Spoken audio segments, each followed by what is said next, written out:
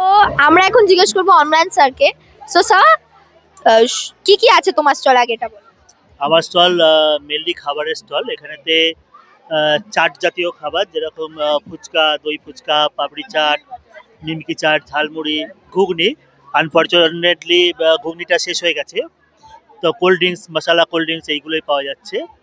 তো সবাই যেহেতু এখানে সকাল থেকে অনেকটা সময় কাটাচ্ছে, অতএব খাবারের তো ডিমান্ড আছেই।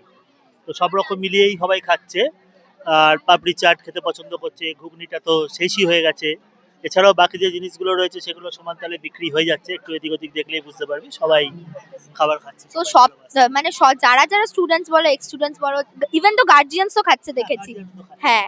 তো তারা কি শুধু পাপড়ি চাটই খাচ্ছে, মানে ওইটাই কি ওদের ফেভারিট হয়ে গেছে, না অন্য কিছু আছে? না, সব আইটেমই সমান তালে খাচ্ছে, কোনো Okay. কিছুই সেরকম নয়। আচ্ছা, যারা পাস আউট হয়ে গেছে, those who have already graduated from the school, তো কেমন লাগছে ওদের সাথে আবার দেখা করে? Kind of a রিউমিনিয়ন।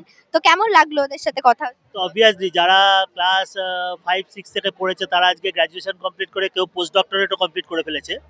অতএব তারা যখন আসছে, তারা এখনো স্কুলকে ভুলে যায়নি, তারা এখনো টিচারদের ভোলেনি। এগুলো দেখে তো অবশ্যই ভালো লাগবে। Thank you sir.